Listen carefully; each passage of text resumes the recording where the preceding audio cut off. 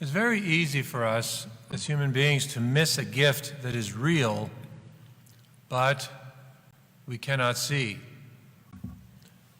It could be said that something like love falls into this category. You cannot, strictly speaking, see it, and yet everyone knows it's real. It is often known by its effects. Spending time together, doing good deeds for a person, or a married couple having a child, which goes far beyond the physical act. It seems to be much easier for us to at least acknowledge, if not appreciate, a gift we can see. The readings of the day deal with both realities. First reading gives us a small window into the Levitical laws that deal with leprosy, and admittedly, they do seem very harsh. If you're listening to the podcast, Father Mike Schmidt, then you get little snippets, it's very good. So if you're not listening to it, I recommend you do. It's free.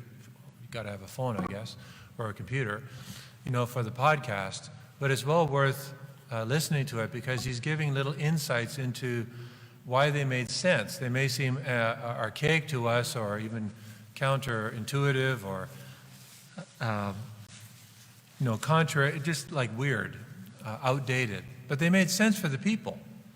I recommend people really get into, Father Mike Schmidt's podcast. It's right now because he's going through Leviticus.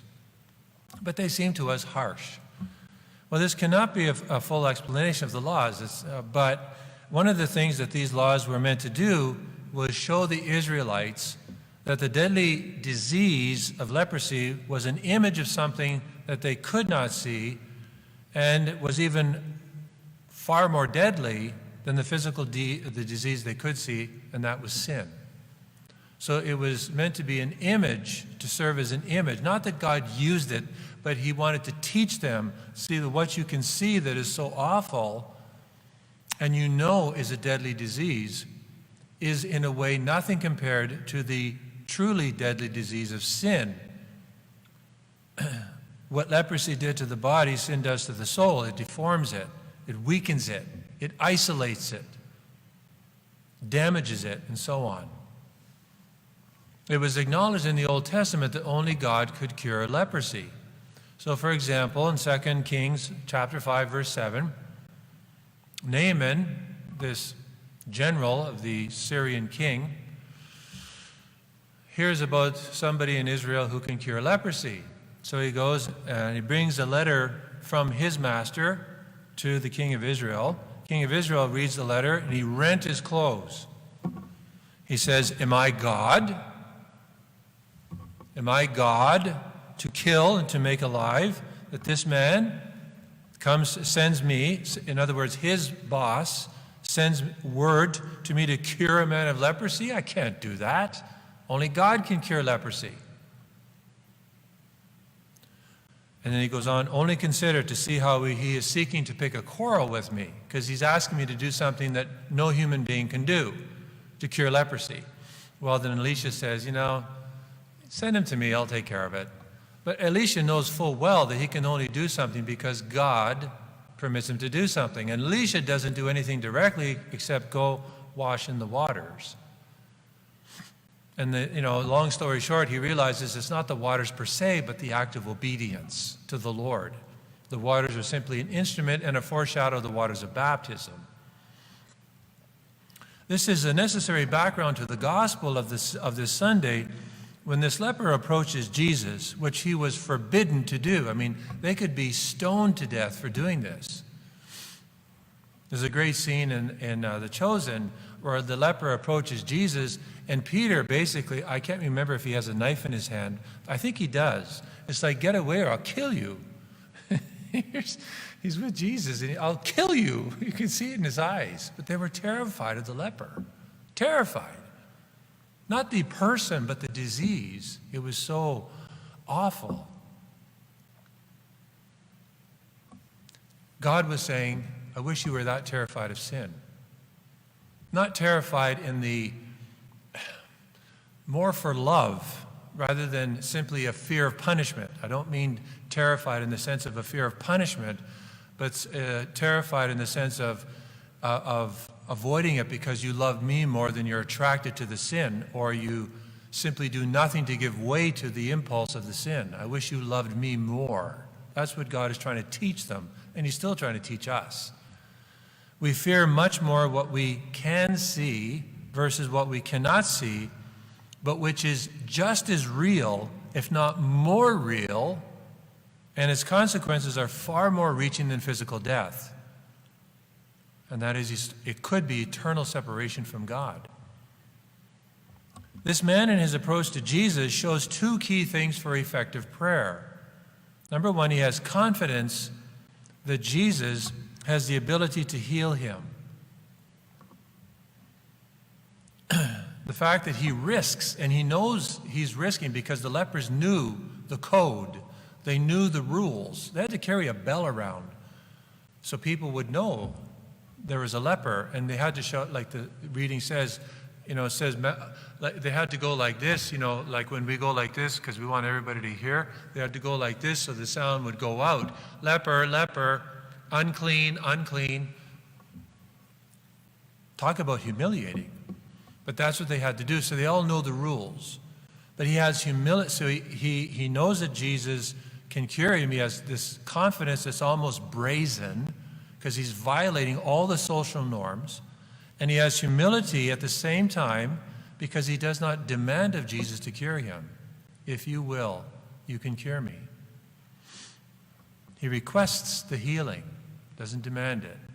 In other words, he acknowledges that he has no strict rights to it. Jesus does something even before healing him that he did not need to do. He touched him, and in doing so shows all of us that he does not become unclean by coming into contact with us, with this leper or with us, but rather we become clean when we come into contact with him. We are the ones who are cleansed. Jesus is not made unclean, as I would become unclean if I touched a leper in the days of Jesus.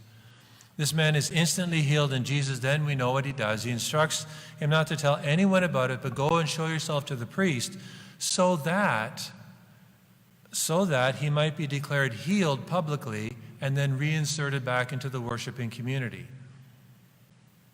The man completely ignores Jesus and goes and tells everyone what has happened to him. He basically tells the story of his encounter with Jesus. Because it's not just I got cured, but Jesus cured me. Jesus made me better. Jesus changed my life. Jesus, he got rid of my leprosy. You could just hear this man go on and on. Like Jesus basically gave me back my life. Guess what this is called? It's evangelization. It's, people, you ask the average Catholic, can you describe for me evangelization? They go, huh? And I don't mean that in a sarcastic sense, but it's, to make it dramatic a bit. Most people wouldn't know what the word evangelization means. I don't know what that means, because we don't think about it. But telling a story, yeah, most of us, we know what telling a story is. Evangelization is really, when you break it down into its itty-bitty parts, it's telling a story. It's telling the story, the key story. And it's not just the story of the catechism, although that plays its role, it's essential, but it's telling the story of what Jesus has done for me. Evangelization is just a word describing the good news of Jesus Christ. And if any baptized Catholic does not know what Jesus has done for them, then you need to think about your baptism. You need to think about your baptism. Every baptized Catholic who has then made their first confession and has made many more after that, which all of us need to do, even if you've never committed a mortal sin, and very few of us haven't, so says the church, so says the saints, right? It's hard for the average person to not commit one or many mortal sins in their lifetime because of the weakness of human nature. And because, I'll just leave it at that, the weakness of human nature. Let's say the person never committed a mortal sin, though. All the times we went to confession to strengthen ourselves in grace, and if you don't have a story to tell about what Jesus did for my life, you're not connecting the dots. Maybe because somebody's never taught you. I'm teaching you now. Connect the dots. That's the story. What Jesus has done for me every time I've received the Holy Eucharist. If he didn't do that, I'd be spiritually starved to death. I'd be lost. What Jesus had done for me when I got married, in the church to my spouse. On and on and on and on.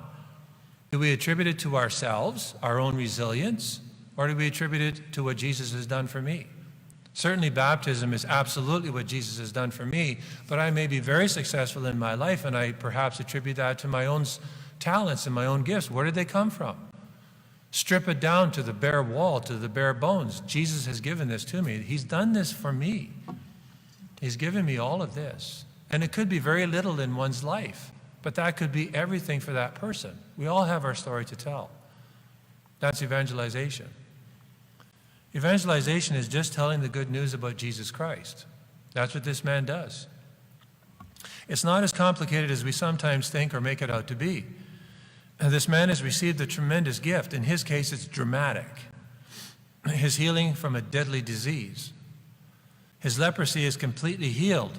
And more important is his isolation from the believing community. He's able to be reinserted back into the worshiping community. He can go into the temple. He is filled with joy and cannot help but tell everyone who will listen to him. Grace received is now grace given, as I mentioned many weeks ago. Jesus Christ has made each one of us who is baptized clean.